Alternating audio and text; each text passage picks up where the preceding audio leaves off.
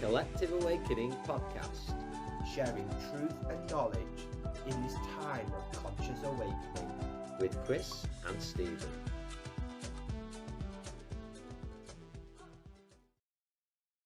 Hello friends, and welcome to the Collective Awakening podcast. Chris and Stephen in the same location tonight as well. So it's a pleasure to be with you, and welcome to all our friends, and welcome back to our guest, Robert Goodwin, trance medium. And Robert spoke to us last time in a previous episode when he talked about his spiritual journey and many other subjects. So we know it's going to continue on from that, be a very interesting talk this evening. We welcome everybody who's going to be watching us live. And if you have any questions throughout this talk this evening, please feel free. This is an open space where you can join in and be part of things this evening. So, Robert, welcome, and thank you so much for joining us again. Thank you, Chris. Thank you, Steve. Pleasure to be with you. And part two. Looking forward to it. Yeah, part two. And I really felt last time when we spoke that by the end of the conversation, it had really warmed up and there was so much more. But we are bound by time on the earth plane as well, aren't we? Absolutely, yeah. But I'd love to start this evening, Rob, with talking more about your trance mediumship work and your actual development into trance mediumship and working with White Feather. And how did that begin? How did it physically begin and spiritually begin? I won't bore you with all the lead up to it, other than to say that I'd had a number of sort of things happen to me that led to me going to a local spiritualist church. It was suggested, I might find some answers there, and I started going every Sunday morning. It was one of those churches where they had a morning service and an evening service, a rare thing these days. And this little church was Earlsbury Gardens in Perry Bar, part of Birmingham.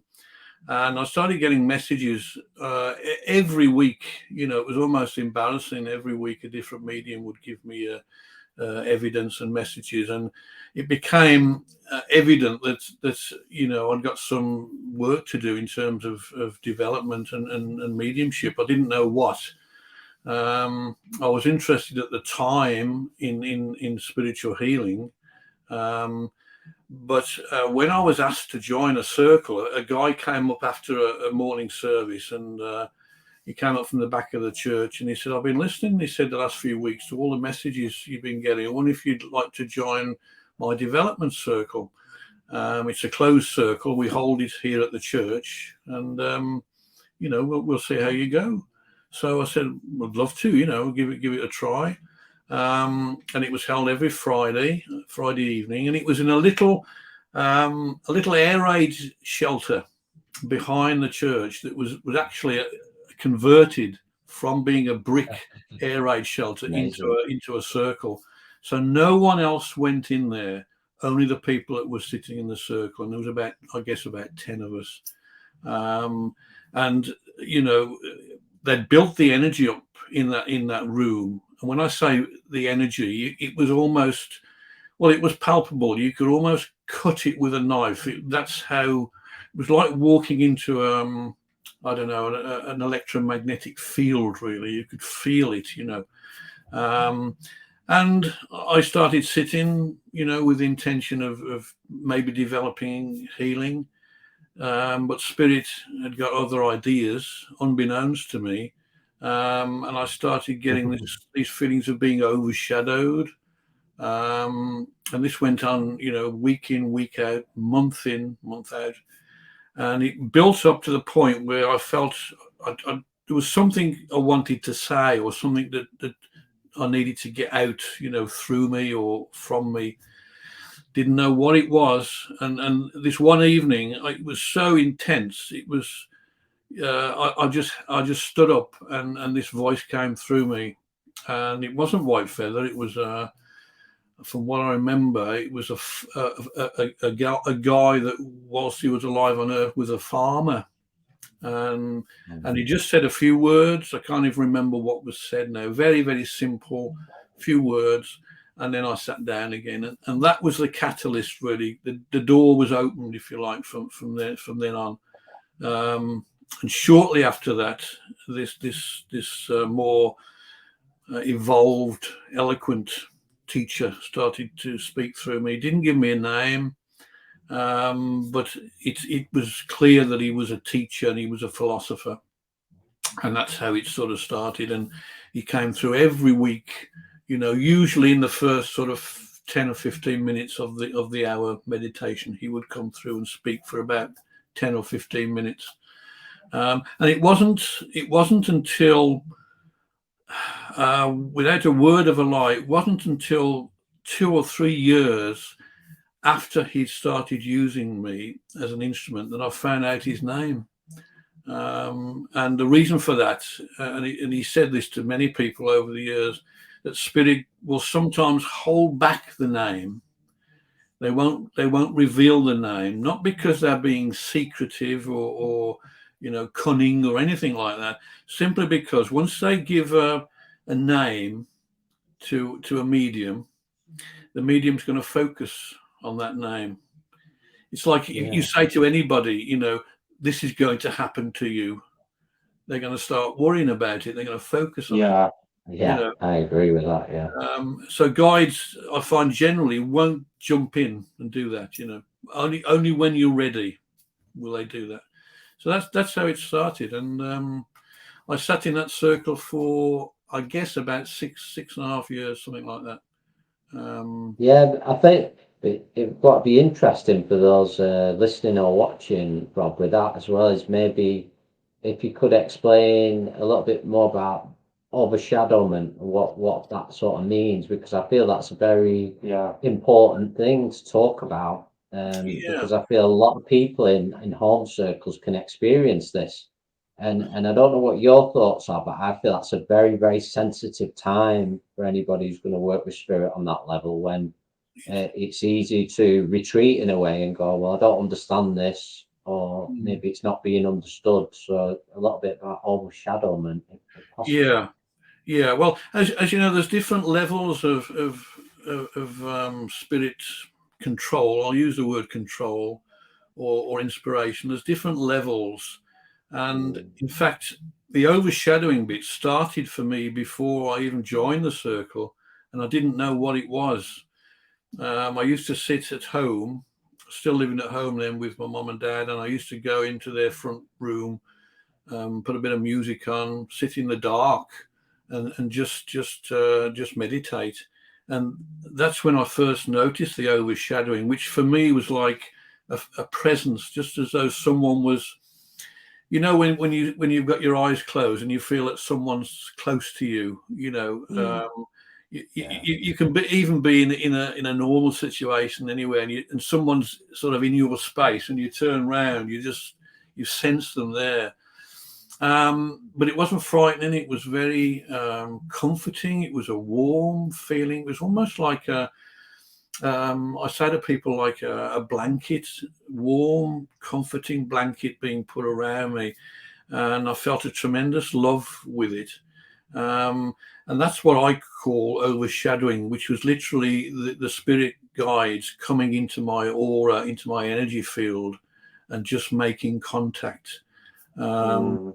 And of course, when I started sitting in a circle, anyone that sits in a development circle, if it's a good circle, if it's well run, and you've got the right blend of people, you feel safe, you feel nurtured, you feel secure, and that brings about confidence, and you can go deeper, and that's what happens really. You go into a deeper state, a deeper state of consciousness, or your consciousness shifts and allows the spirit guide to come closer and blend closer with you, and then that's when all sort of wonderful things can start to happen.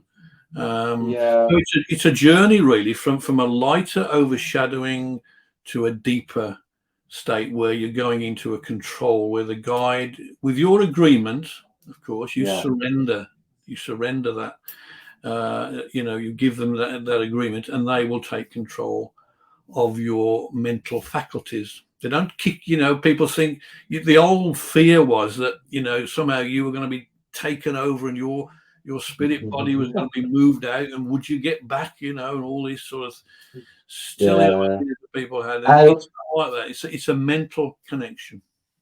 Yeah, I always say, Rob, it's not like the film Ghost, where Whoopi Goldberg sat there and people are jumping in one after another.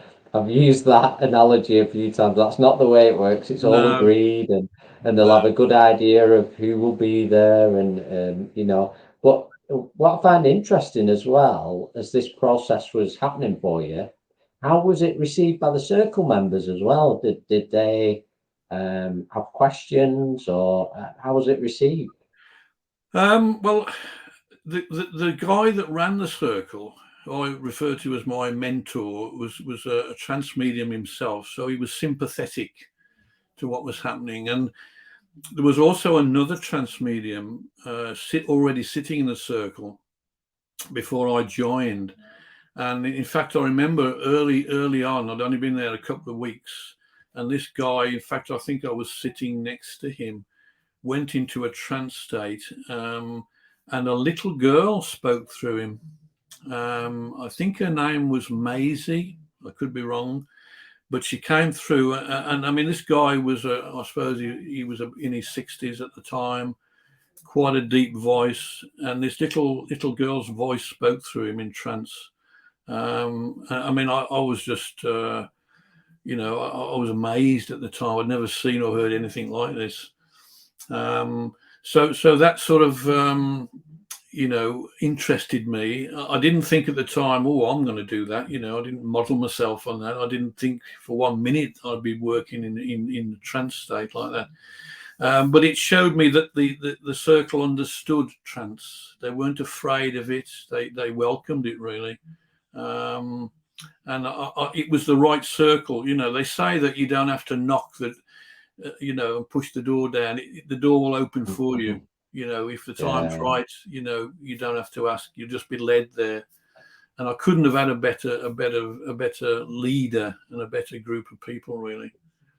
Did you go back to the overshadowment side? Because we found that in our journey, a lot of people that have an interest in the trance, that have this doubt that can come in, and sometimes people that are overshadowed or in the early stages of trance, that you'll have people that will say, well, if you're not in full trance, you can't be in trance. So that's where sometimes developing mediums get quite scared, and they feel that, is it them? Is it spirit? So a lot of doubt can come in then. And I think having the right sitters is very important. Now, did you have any doubt in the beginning, or did you just have 100% trust in what you were going through? Or what advisement can you give to people as well that are going through that? Yeah, I think it's human nature to have a little bit of doubt. And I know some really good top mediums who still at times doubt themselves when it comes to trance, because it's human nature to think, is this my own mind? Am I making all this up? Is it really the truth? Which is why Spirit will often say, test us out, get a confirmation that we are who we say we are. And there's something I said before we started tonight, I'm going to share with you about some information that's come through to me after all these years in the last month or so from the other side of the world. I'll share that with you in a moment. But it's good that you can check out the guide. You can get proof of the identity and the fact that they are who they say they are. And I think that gives you confidence.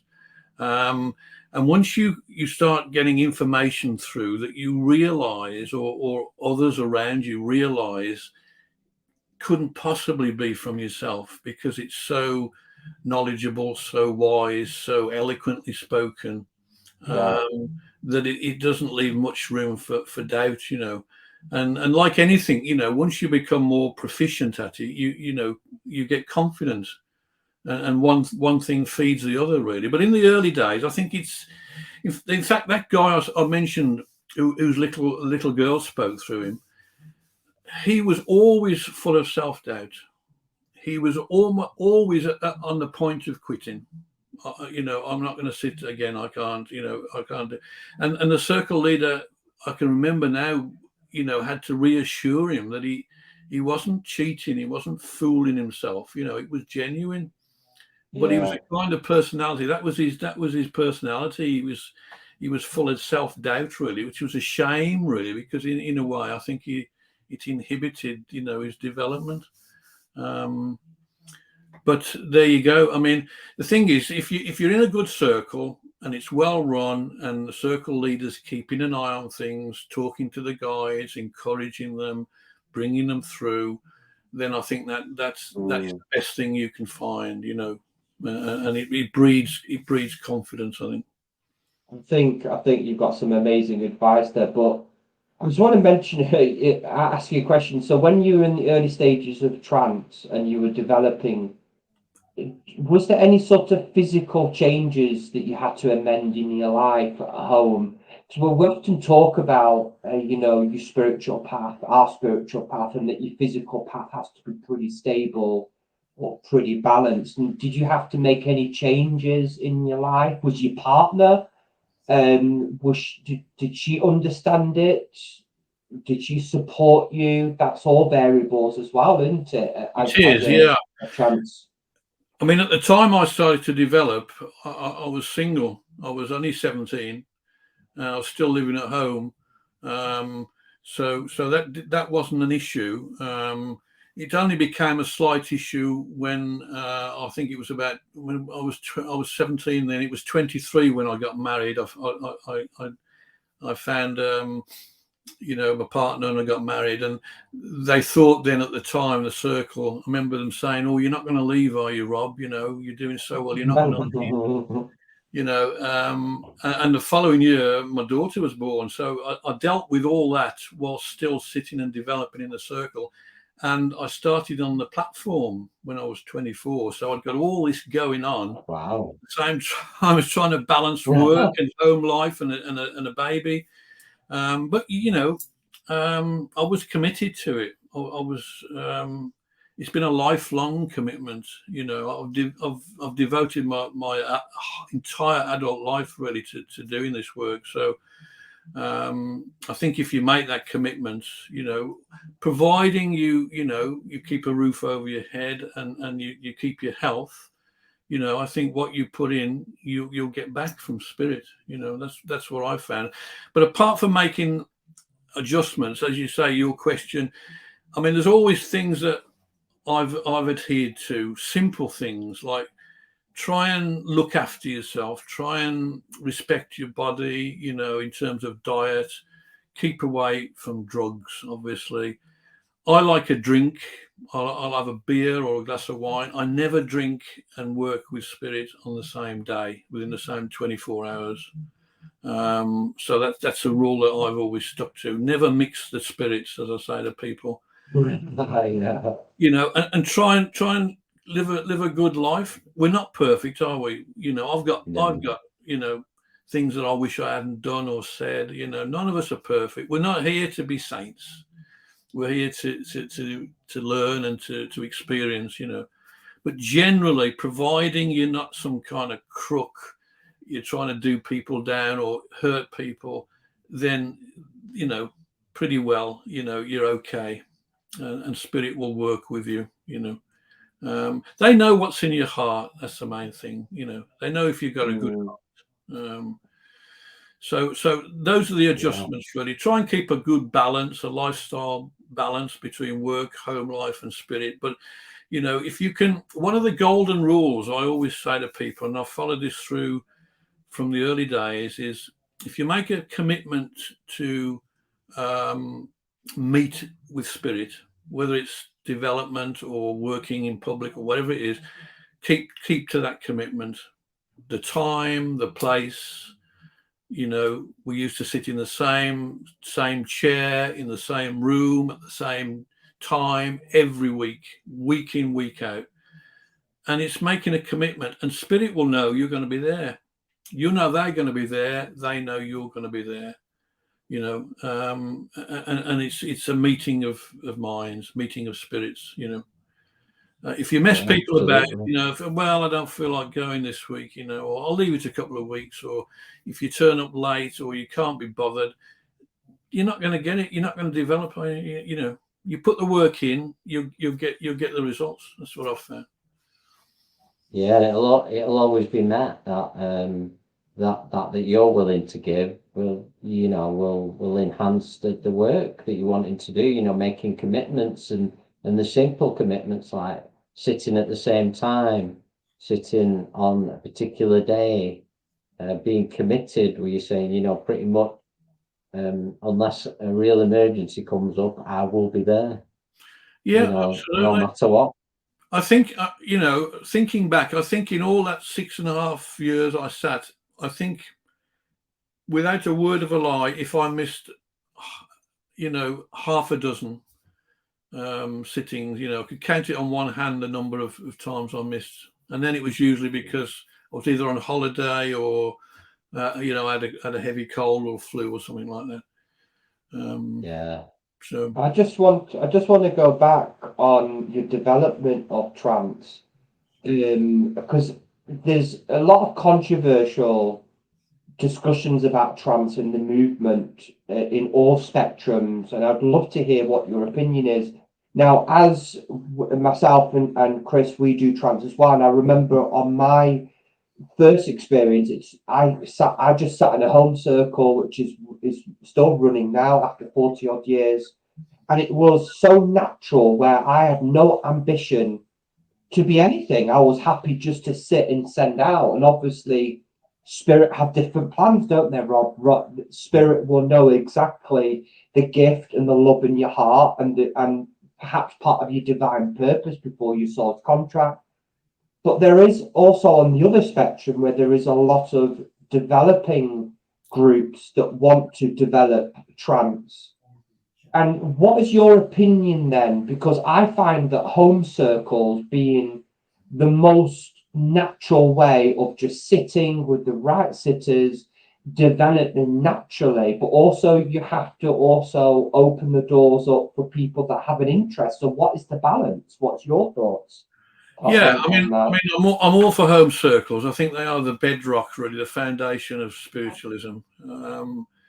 As to developing a specific type of mediumship, as I said in my own case, I do a bit of healing now. I thought I was going to develop purely as a healer, but I'd obviously already got the potential, unbeknownst to myself, to develop as a trance medium, which is what Spirit wanted and what happened. And I think, for people who say, well, we're going to sit for trance, or we're going to sit for physical, or we're going to sit for this or that, that's fine if they've got the interest and the commitment. But there's no guarantee that just because they want physical mediumship or they want trance mediumship, that's what they're going to get, because it depends on the potential and the makeup of the sitters, and if none of them have the capacity or capability for real trance mediumship, you're never going to get past first base. You might get a bit of inspirational speaking, or you'll get other things develop, maybe clairvoyance or something, or a bit of healing. But if you haven't got the constitution for trance, then it's not going to develop. No matter how many. I know people who sat for years and got nothing at all, and it wasn't for the want of trying. I remember Gordon Higginson saying to me years and years ago, you can't make a medium. Mediums are born, not created. So you've got to have the basic elements, you've got to have the makeup, the ingredients, if you like. If you're going to make a cake, you've got to have the right ingredients. Otherwise, you ain't going to have a very good cake, So if you've got the ingredients and you put it in the right place at the right time with the right, the right setup, then it should come to fruition. And if you hear the stories, Rob, like yourself and other very well-known trance mediums have developed in the most unusual way, the most natural way, where they just sat, I'm just sitting here in the circle sending out, bang, it just happens. Yeah. It's so strange, isn't it? It is strange. I mean, I'll tell you this now. This is the way it works the other way around, because I'd been working in trance for a number of years, and I had an interest in physical mediumship, and I thought, I'll have a go at that. I fancy, I was drawn to it. And we built I built a cabinet to sit in, with painted it black with black curtains and a red lighting and whatever. And we had a group of people, and I sat in the cabinet for weeks, months, and we got no physical phenomena whatsoever. And I thought, yeah, I know it takes time for physical mediumship. It can take years. But Spirit gave me an answer in one of the mental circles, mental mediumship circles.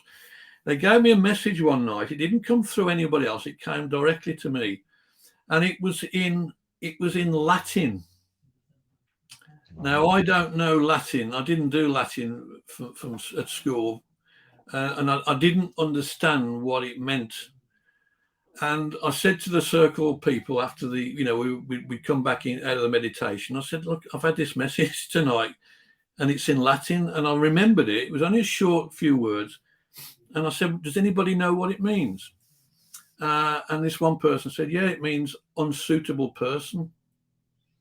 So what Spirit was telling me, as hard as it was, that I wasn't cut out to be a physical medium. Stick to what I knew, what I was good at, what I'd come here for, which was the trance. So, that stopped me wasting everyone's time, because it wouldn't have happened. And yet some mediums, they are physical mediums. You put them in that environment, and boom, they're gonna go. I find that so interesting. A few points that's been mentioned is, particularly within a circle, it's best in a way, as long as your heart is in the right place and you're following your passion, just go with the flow. And quite often, quite lightheartedly over the years, our guides and teachers that we work with in Spirit will say, if we were to tell you what's going to happen in a year or 2 years, you'd probably run out the door. And like you say, it's not like Spirit trap us or coerce us, but they're gently guiding us along and giving us the pieces and working with us into that right moment, because they see that potential that perhaps we don't always see as well. That's true. Very, very, very true. And the other thing is, is to work with them as well.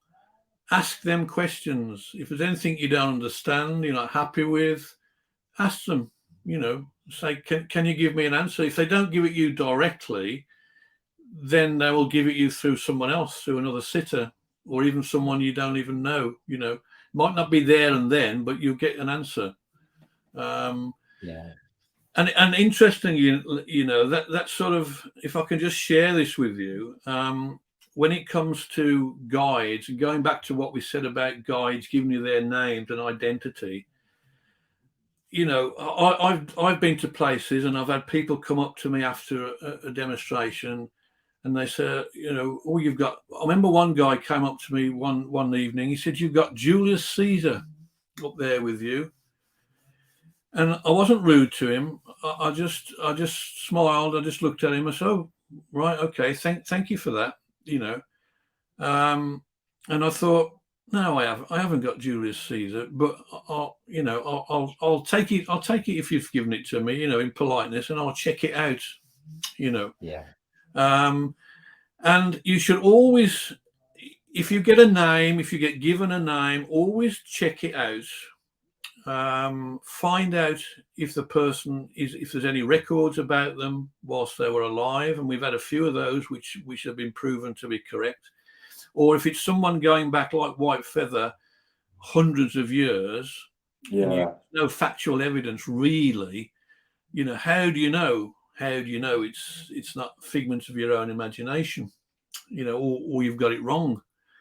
I remember a couple of mediums giving me the name White Feather independently, and I hadn't told them that was who was with me, so they verified it for me. But the one I wanted to share with you happened only a month ago. Now, bear in mind how many years White Feather's been speaking through me. And he gave us where he came from. This is myself. I had this information. He gave us where he lived, where the name of his tribe when he was on the earth, and how many years ago he lived on the earth. I've never shared that information. I might have shared a little bit about the tribe, but I never told anyone when he lived. You know, he's never answered that question, I don't think, publicly. Anyway, about 3 or 4 weeks ago, I had an email pop into my inbox off a guy in Canada, never heard of him. And he said, we've had a guy here I've been working with. He said, I've lost touch with him, but he's been channeling White Feather. And he says that White Feather works through him. And he found out about you, he said, and he asked if it was the same White Feather that worked through you. And he was told that it was. So all this was unbeknownst to me. And then he said, the guy had told us the name of the tribe, which was the Blackfoot. Tick the box. He lived in Montana, which was just sort of on the border of Canada and America. Ticks the box. He was part of the White Brotherhood. Yeah, tick the box. And he lived about 350 years ago. That was the clincher, because my White Feather had told me that years ago. So this guy had got the same information independently to anything I'll be given. Incredible.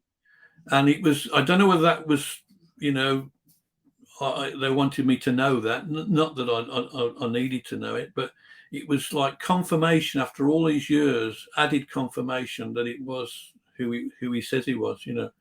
And the medium who he was working through, he said, I've lost touch with him. He said, I think he's gone to the south of France. His name was another Robert, Bob, was it Stanton or Standen or something like that? I can't remember his surname. I've got it written down. And he said, if you hear anything about him, he said, let me know, because I'd like to get in touch with him. And they've actually got a website called the White Brotherhood, I think. And there's a lot of information on there, a lot of teachings that have come through this other medium from White Feather and from the White Brotherhood. So, you know, wow, you know, you can't get more evidence than that, really. Amazing stuff. It just shows you the proof of spirit, doesn't it? That after all those years of devotion, but a word that keeps coming to my mind when we're talking about all this and our relationship with spirit is that trust being the key to having trust in yourself and having faith in yourself and in spirit as well, because it takes incredibly a lot of courage to do this kind of work. People think it's very easy, and the devotion and the discipline, the practice that is required in this process is very special, very, very special. I'd say that's absolutely key to all mediumship, not just trance. All mediumship.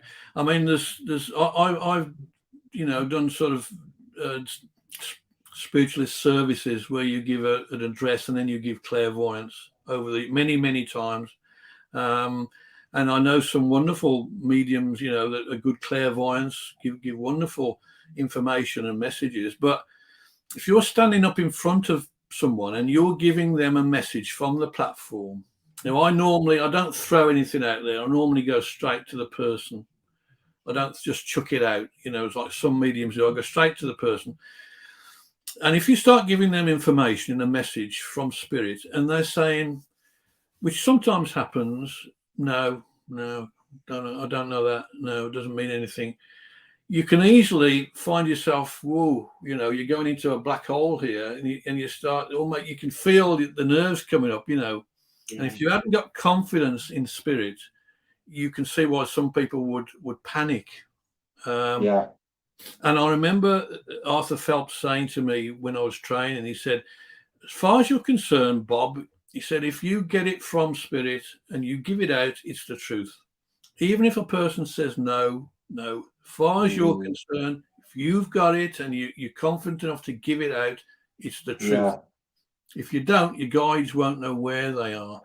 And the number of times I've had people come up to me over the years after a circle, oh yeah, I remember now. I remember. Yeah.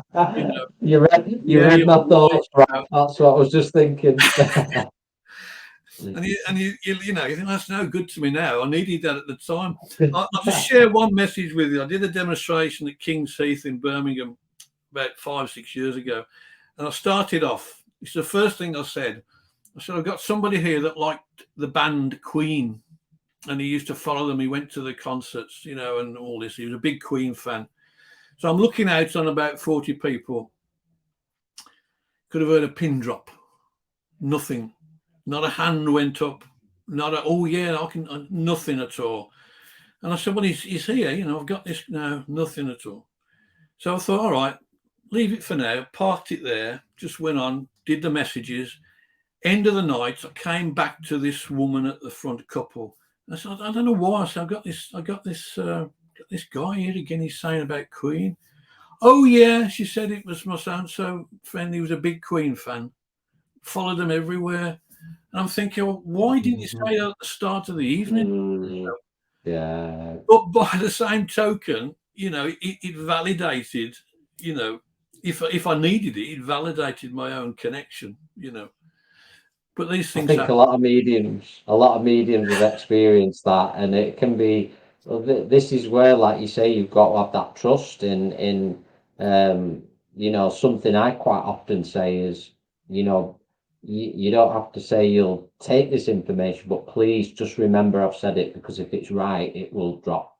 Yeah, And I wanted to sort of connect that with what you said earlier about confirmation, because I find over the years, when we've had a new teacher or guide working with us at the Purple Mountain, we will be bombarded with information or signs around. It might be something in a book, a Or message, medium. yeah, a message from a Yeah. medium, walking past, and there's the name of a street that they convert, but that confirmation will be sent, those spirit signs, Synchronicity. and it yeah, shows synchronicity, yeah.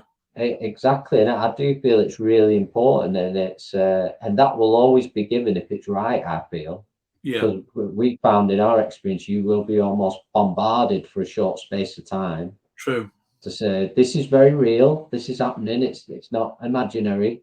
Hmm. And yeah, so I find that really important. Yeah, But yeah, that I find that something is in mediumship development as well, in the clairvoyant side, that sometimes getting those no can almost make, when you're starting out, you want to shrink and go, oh my God, you know. But that's when you have to hold your metal, take a breath, and trust in yeah, what you're receiving. yeah. I mean, I've seen instances where I have seen mediums suffer as a result of it. You know, I won't mention any names, but I was at Stansted in the big room there where they have the services, and there was a famous medium. I won't mention a name, but she came through right at the start. First thing she said, "I've got a canary here." She said, in spirit, a bird, a canary, and his name was Carey the canary. And I thought, wow, that's amazing bit of information. Nobody took it. And she went on through the night. She kept coming back to this Carey the canary. And at the end of the evening, no, not one person took it. And I felt for her, you know. Yeah. I felt for her. My heart went out to her, because I thought, well, that's a pretty good piece of information, providing it's right. You know, it's pretty distinct. You know, it's not the kind of thing you just sort of pull out of nowhere.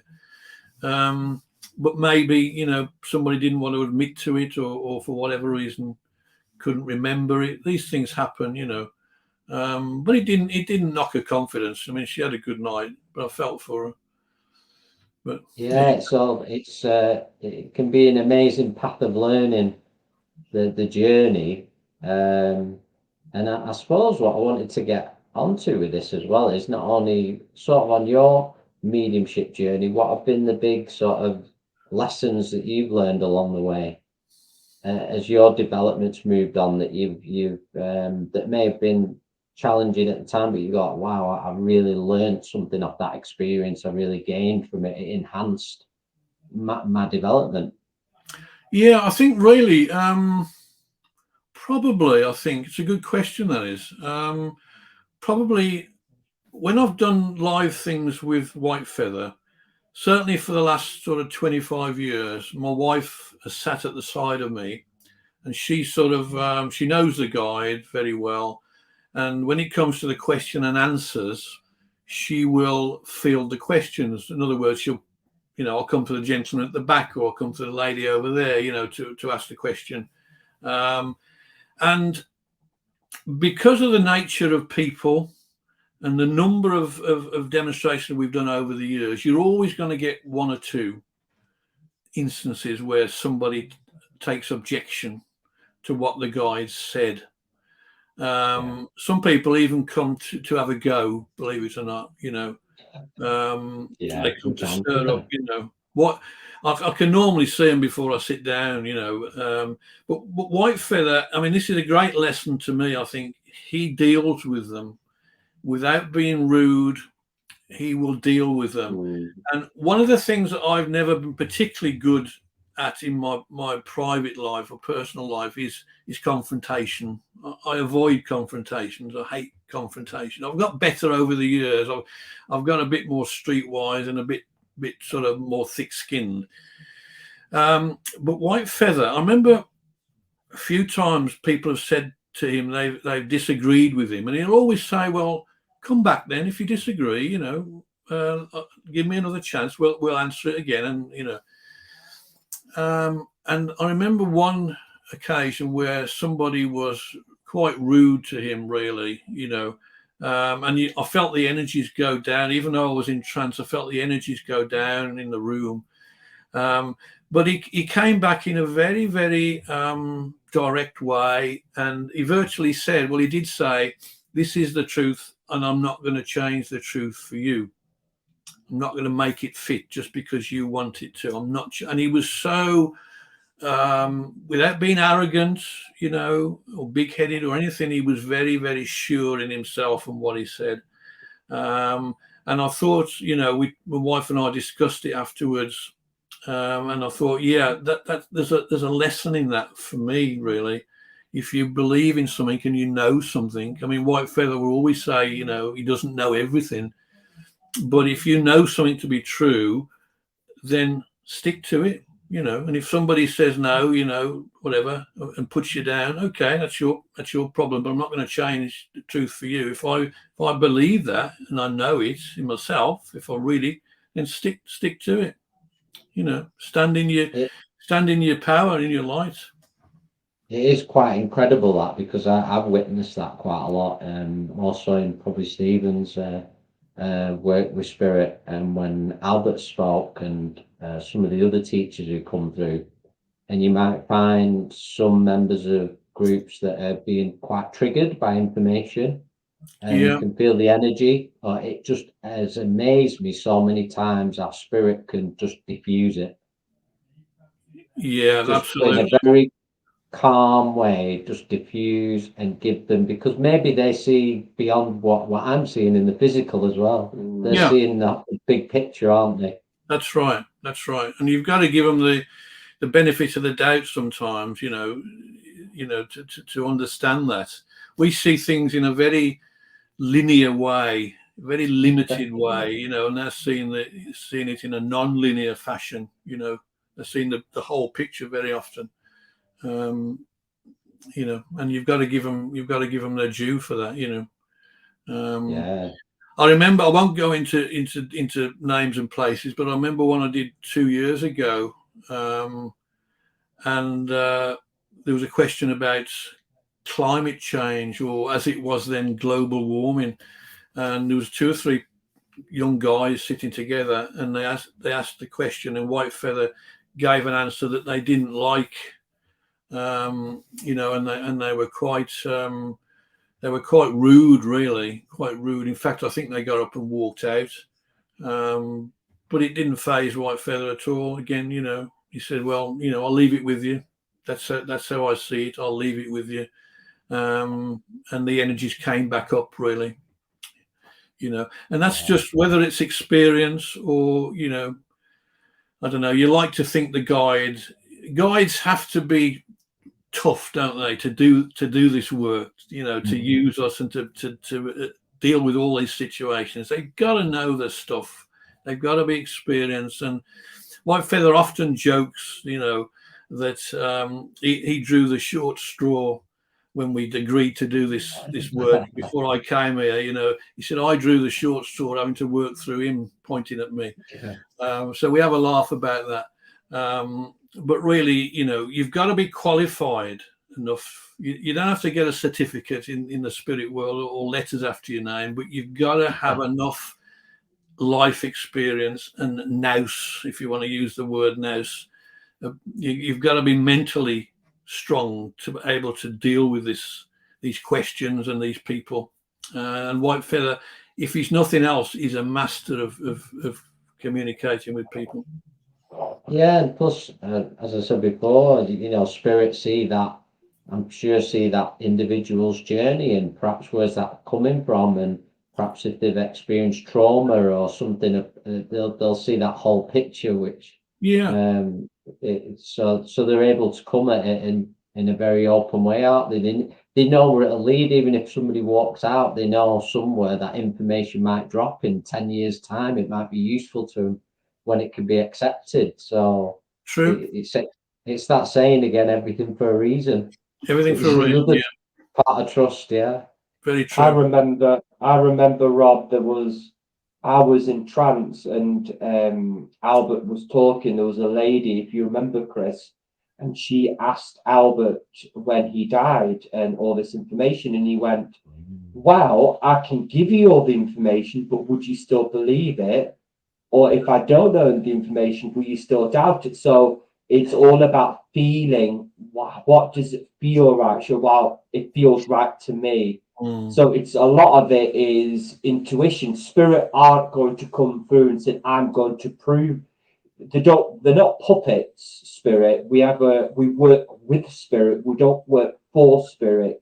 It's a relationship. And that's even people in the congregation as well. Just because you ask, and also I remember a teacher saying to us long ago, you can ask any question, but are you prepared for the answer?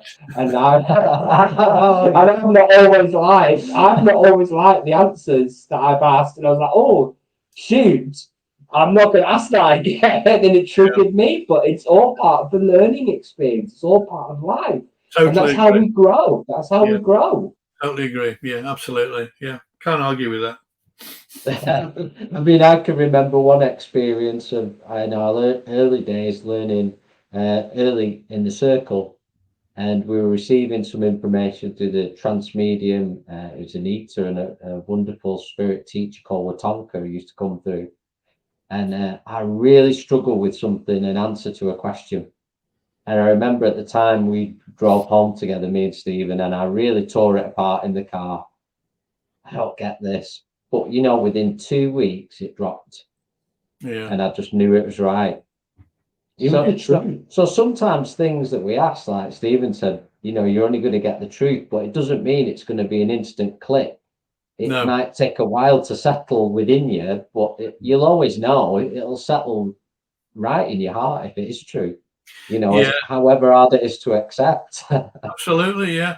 And the thing is, we're so conditioned, on the earth to wanting everything now. I think modern technology and pace of life is driving that. We want it now, and we ask a question, we want the answer, and spirit don't work like that. You're working on their timeline, really. So, but as you say, it will always come to you. If you sincerely need to know, you don't always need to know. But if you need to know, the answer will be given to you. The reason I say need is because sometimes people say to me, like, can you give me some past life information? And you can't always do that. It's not always wise to do that. Sometimes if you're strong enough and you're ready and there's a purpose for it, then you can access past life information.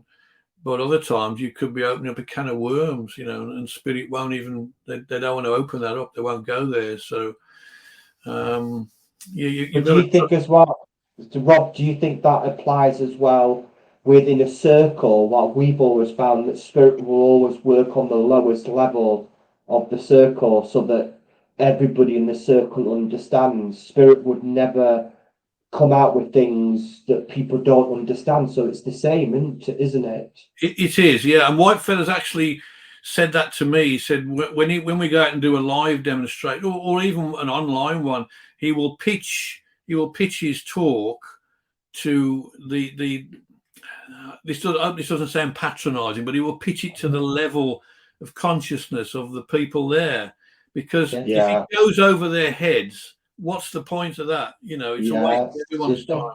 You've got to appeal to their interest and their reasoning mind.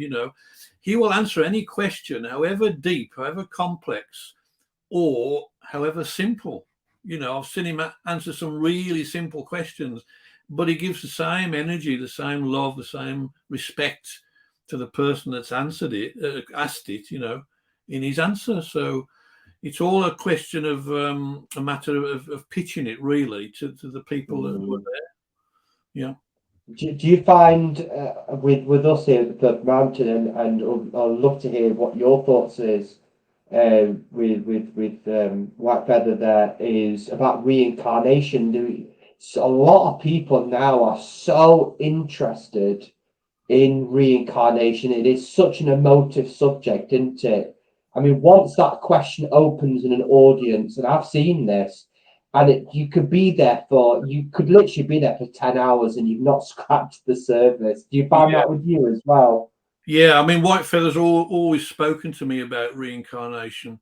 And going back to when I first sat in a development circle, believe it or not, the guy that ran it wasn't a big fan of reincarnation. And it's strangely enough, he changed his views, having listened to White Feather speak through me in the early days, which I found was deeply humbling, really. So White Feather's always spoken about reincarnation. But it's almost, in some ways, I know you say people are interested in it, which they are, but it's almost in some ways coming full circle, because our lovely friend David Icke has raised a possibility that we live in a simulation, and that when we pass, we're being recycled. Reincarnation is actually being recycled back into this earthly, we're like hamsters on a wheel. And I've listened to him and I've read his books, and it's an interesting point. I'm not saying I agree with him or disagree with him, but it's an interesting point to discuss and argue both sides. But one thing he does say, and you can't dispute that reincarnation does occur, because there's so much evidence out there, so much proof, that one way or the other it's happening. I find that interesting, Rob. I'm glad you brought that up, actually, because a couple of people, including David Icke, have mentioned this. I know it's in his new book, The Trap. The Trap, yeah. Which I haven't read, but I did watch one of his videos on it, and I actually like watching things that sometimes make me question my belief system that I have. I think that's healthy. And sometimes you come back to originally what you believed, and sometimes that might advance what you believe. But I think, like you say, it's an interesting conversation to have. It is, yeah. And what interests me is more than one person is saying it at the moment.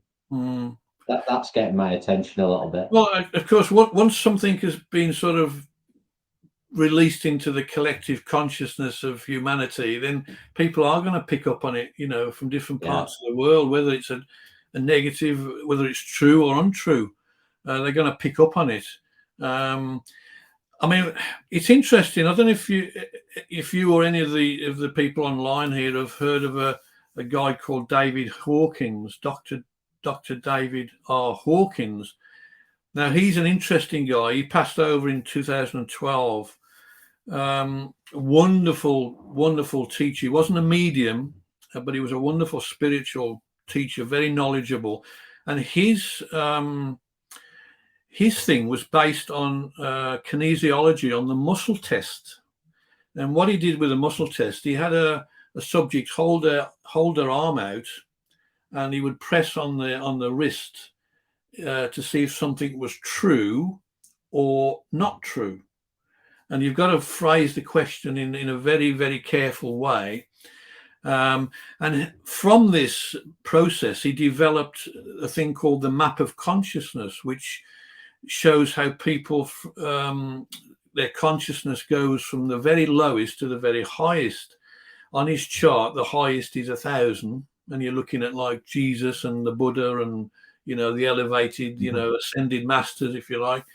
Lowest, I think, is shame, which calibrates at 20. The midpoint is 200. And if you calibrate over 200, you're into the positive aspects of life. If you calibrate below 200, you're into the negatives. And the reason I'm saying that is because were he alive today, you can ask a question on anything across all space and time, on any person, any situation, any event, and you can get an answer as to whether it's true or not true. And he did a lot of tests with different people, hundreds of people, to calibrate these series of questions. So it wasn't just from his mind, it was from a good cross section of people to see if something was true or false. And it's interesting if you read his books. I've read several of his books, and there's things all through history that he's calibrated. Is this true? Was this teacher, a false prophet? Was he a good, genuine spirit, teacher? And it's interesting. And you can ask any question where you don't know the answer. And where does a medium can sort of link with their guide and try and get an answer, he was doing it from a different direction through the kinesiology, through the muscle testing. And the way that works is that it bypasses the conscious mind, because the unconscious mind knows whether something is positive or negative. If it's true, the arm stays rigid. If it's not true, the arm can't fight it, it just collapses. It can't, even a slight touch and the arm will go down. So that's the unconscious mind or the subconscious mind communicating in a way that bypasses conscious thought.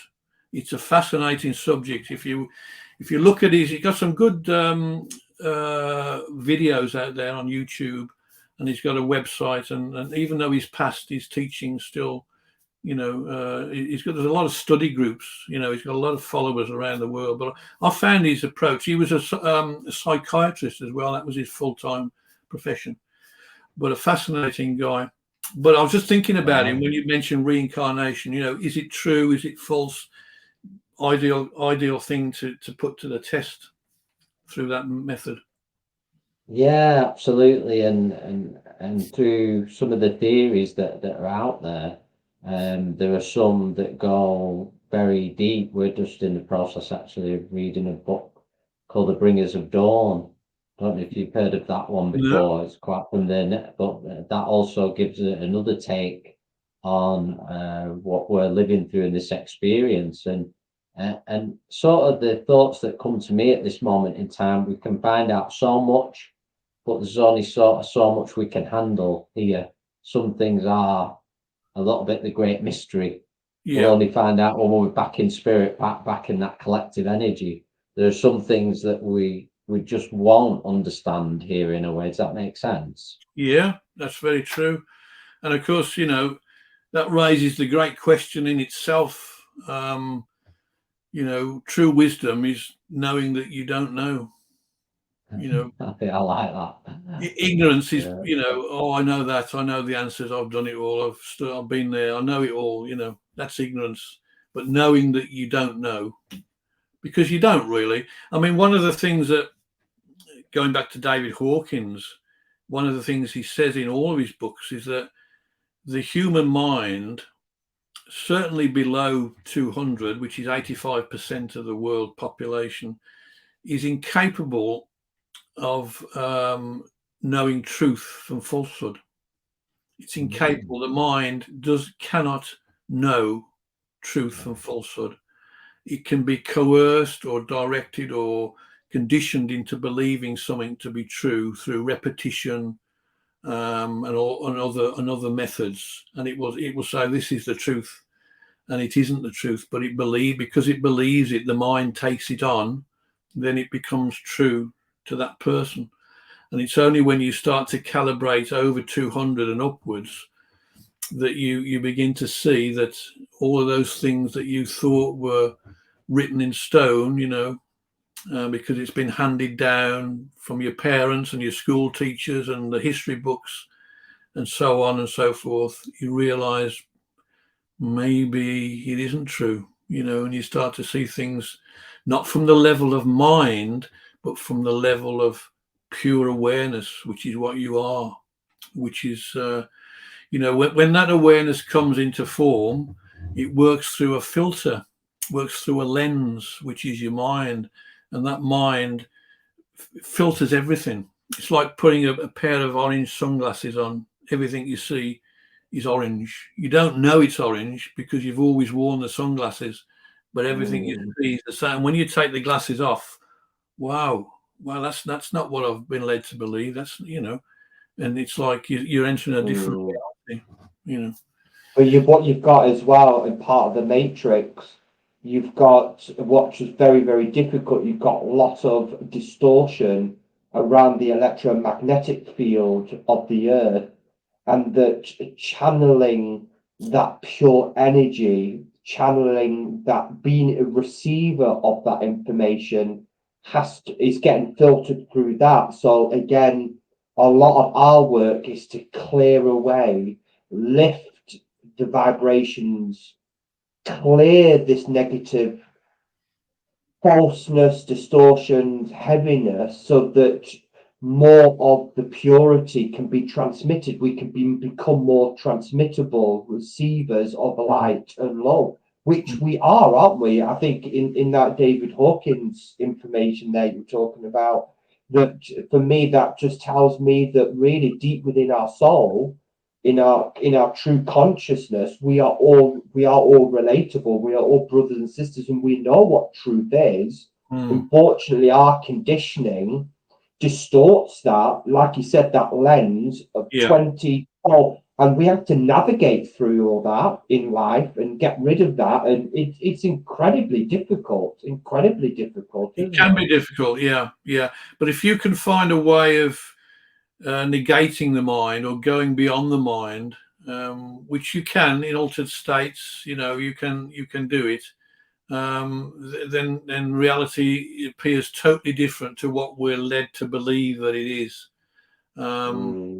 It's only, White Feather will often say, I'm not here to teach you anything. I'm only here to help you remember what you've forgotten. And that's true. We do know this. We are. If we are God, if we are, infinite spirit, infinite awareness, then we have this perfection already there. But at this level, so true. We've forgotten it. It's become masked, if you like. It's become veiled. I think that's a good word, veiled.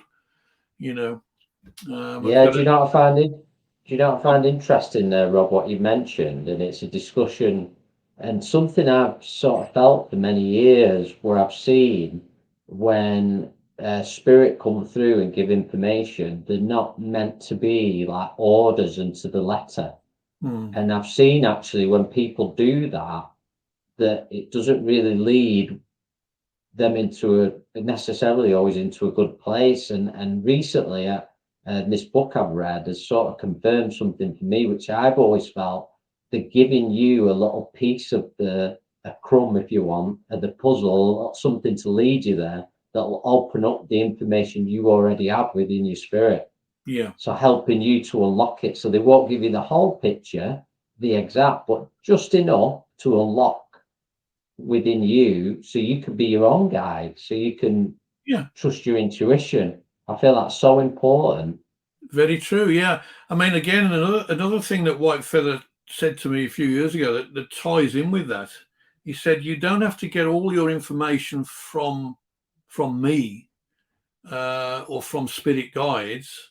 He said, and he gave me the analogy, which you'll all, I'm sure, resonate with, of the cloud information. When you talk about computing, information is stored in the cloud and retrieved from the cloud. And he said, think of it in those terms, that there's information out there in the non-physical realms that is almost like it's stored in the cloud. And when you're ready and you resonate with it, you can retrieve it, because it will be, it will flow into you, because you are at that level, that frequency where you resonate with it, and it doesn't involve spirit guides or anything. You can get it directly yourself, just as you would on a computer, by logging in and retrieving it from the cloud. And you're logging in to spirit, or to the non-physical realms energetically, because you've reached that level of frequency, and you can access that information. And this is why, like we said earlier, people from different parts of the world will come out with the same things at roughly the same time, because it's out there, but they just happen to be ready, and they're logging into it unconsciously. They're logging into it. Their frequency is resonating with it. Yeah, and what I find as well, Rob, is the truth. It can be spoken in many different ways, but the core of it is similar. And I've seen that in things that will strongly resonate with things that we know to be true knowledge from spirit, and I've read them in other books, but just written in slightly different ways. But the essence of it is there. Yeah. And it sort of leads me on a little bit to what I sort of wanted to talk about is some of the books that you put together through the teachings of White Feather. Now, how did that come about? How did that progress? Well, we found over the years, we were gathering recordings, and sometimes people would send us recordings. If we'd done a live demonstration somewhere, they'd send us a recording afterwards, and I started typing these up over the years. A lot of work went into it, painstakingly, word for word. Could be a tough job. Tough job. Yeah, none of your voice recognition or whatever software about in those days. So I've got quite a few, and I thought, it'd be nice if we could put these into a book, which I did in 1998, I think, Truth from the White Brotherhood. And that was well received, and I've still got a lot of information left over. So we put it into a second book, The Golden Thread, and then a third book, Answers for an Inquiring Mind. And then we found out that we could, they were popular. So we made more recordings over the years, as White Feather's teachings broadened and people's questions and changed with what was going on in the world and the way that human understanding was changing. And we've actually done, I think, 6 or 7, I don't know, I've lost count now, White Feather books, most of them in the same format with philosophy and questions and answers. And in some ways, they were similar to the Silver Birch books that came out years ago. And they've been popular. So, even a fantastic way of sharing the knowledge as well. Yeah, I think so. And it's, I like to think in some small way, it's something that can be left for, when I'm not here, when I'm gone, and maybe some people will have a look and have a think, well, there was something in that, And it's nice to leave things for people, for future generations. At one stage, they used to sell all the White Feather books at the Arthur Findlay College. For years they did that, and then they suddenly stopped doing it when it was taken over, I think, by different owners. But we still sell a few online, and we've got them all into Amazon as well for electronic format, which is a good thing as well. Yeah, wonderful. So, How does White Feather feel about that? That his teachings is that part? Is that was? Do you feel that's part of the divine purpose that was meant to happen? Yeah, yeah. I mean, he always said it's not about him; it's about the message, Mm, about the teachings, about the philosophy. In fairness to him, um, but isn't it interesting that my background, when I left school, I went into printing, and I worked for, I don't know, 50 years in printing, and I went into marketing, learned to do to operate a computer. I was a graphic designer, so I was in that field, and I've got all the knowledge and the contacts and the print contacts to be able to do those books, and we've published them because mainstream publishers aren't interested, you know. I mean, if Yeah. you're Prince Harry or somebody, you know, or Jeremy Clarkson, you got a bestseller, you know, you don't have to work at it, do you? But if you're Robert Goodwin or White Feather, you know, they're not interested. So you know, we published them ourselves, and we haven't sold volumes, but I'd like to think that the people who were drawn to the information, who needed it, you know, were able to get it.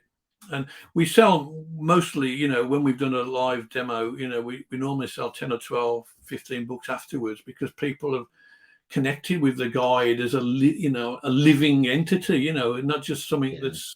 that's on paper. And when they've heard him through me, it's a different thing, you know. They want more. Um, mm. so it's been a privilege, really. Been a privilege.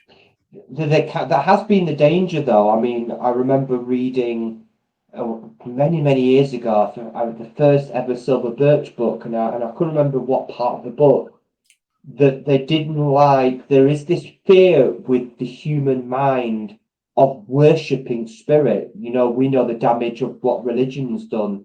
When trance mediums begin their journey, and you've got a specific guide that works with that medium, and you have people that can become quite infatuated with that process, where people see spirit's knowledge as gospel, Yeah. and really that's the toxic side that can often. Have you felt that? Has that come in a little bit? Yeah, yeah, yeah. You do get anyone that sticks their head above the parapet, you know, and delivers a message of any kind. They're going to get somebody that shoots at them, you know. And Mm, I've had that over the years personally. You get jealousy, you know. There's one-upmanship, you know, competition. Um, you know, all sorts of human emotions. You name it, you know, you experience it. Um, and it's difficult at times, but White Feather, as I say, you know, he knows what he's about, and you know, I like to think we've got a good, strong sort of spiritual relationship.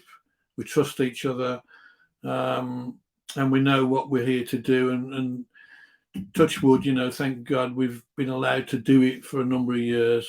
And I take my hat off to White Feather because he's, if nothing else, he's been consistent in his teachings. He's been loyal, and as I said earlier, you know, he would never say that he knows everything, mm, but what he does know, he knows, and he's not going to change it because some new theory comes along. You know, you'd have to prove it to him, I'm sure that you'd have to win an argument as to why, you know, it should be taken on, which is how it should be, really. Um, mm, I mean, Absolutely. I've changed my personal views in a little way over the last 10 years, which has been a challenge in some ways. You know, I've come more into non-duality understanding, but I've spoken to White Feather about this, and you know, it doesn't really, when you get down to the core of it, it doesn't really conflict with what we know about the afterlife and spiritualism and reincarnation and all of that. It doesn't really conflict. Um, I don't know if you know about non-duality. I mean, if you take it to the extreme, like some mm, non-dual teachers will, they'll say there is no you, there's no individual there, there's no person there, you know, which I find difficult to get my head around that, You know, Yeah. you can put all sorts of arguments. You know, we are all one. We are all part of the same consciousness. You know, and I won't go into it in depth now, but I've spoken to Whitefeather, and Whitefeather has talked upon it as well. He's brought it through in teaching, and I've sort of come to a state of peace in my own mind. You know, resolved any differences, I think, and I can go along with it. You know, but it's like anything, you get extremists, don't you? You know, in Christianity, you get extremists. Yeah. You know, in some religions, you get like jihadis, and you know, suicide bombers, and those who want to kill in the name of God. You always get extremists in anything, and spiritualism is no different, and non-duality is no different. You know, you get those who think they've got the answer, they've got the, you know, they know it all, and this is how it is, and you've got to follow it, or you know, don't, you know, you're on the wrong path. You know, you get into all these sort of situations and arguments, and you know, it's no good, really. It's no good. It's always having debates. You know, you've got to give and take a bit, and I think the best guidance, or the best answer I could give, is for anyone, is to go within themselves and just step back from the mind, and just go into the silence and the peace, you know, and just find the answers there, because it's all there. The answers are there. It's only when you start sort of getting involved in I'm right, you're wrong, and all that, that you get all this disparity, you know. Well, it's the ego side. I mean, Ego, it's yeah, I think there's nothing, in a way, there's nothing wrong with having reasonable and balanced talks, and exchanging experiences and opinions, but as long as it's done in a respectful way with one another. And I actually feel that's something we're majorly failing at as a society, because what you're seeing at the moment is either side, which isn't right anyway you look at it, is attacking one another for the belief systems. More divide. Where yeah, let's just have reasonable conversations. Let's put it out there, and yeah, you know, let's exchange in a reasonable way without getting personal, yeah, without pointing fingers or getting nasty or negative. And I think that's something we really need to overcome. You know, I feel like we're seeing a lot of that the last year or so. We really are. yeah, yeah. I mean, in some ways, society's become more tolerant, I think, and more open.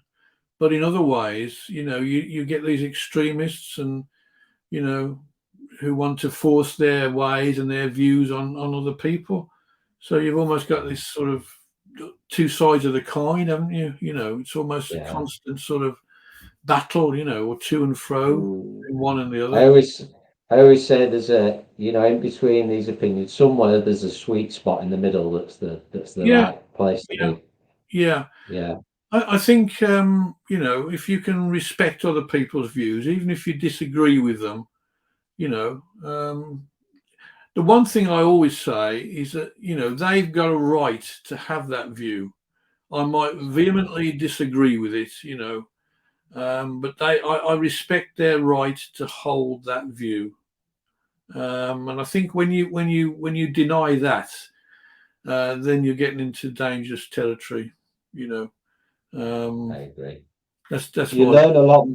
You learn a lot more, and that's something that I've had to tap into. What I've been leaning into, part of my evolution and growth, is learning to observe, because when you observe, you listen more and you learn more. yeah, And that's because everybody can give an opinion, everyone can talk, and I am trying to learn that myself. When you sit and you listen, it's so much more nourishing, because it's not about who's right or wrong, because everybody's ready to talk, and when you're ready to talk, you're not listening. And I think that is where we've got to learn to listen to one another again, and yeah, learn to listen.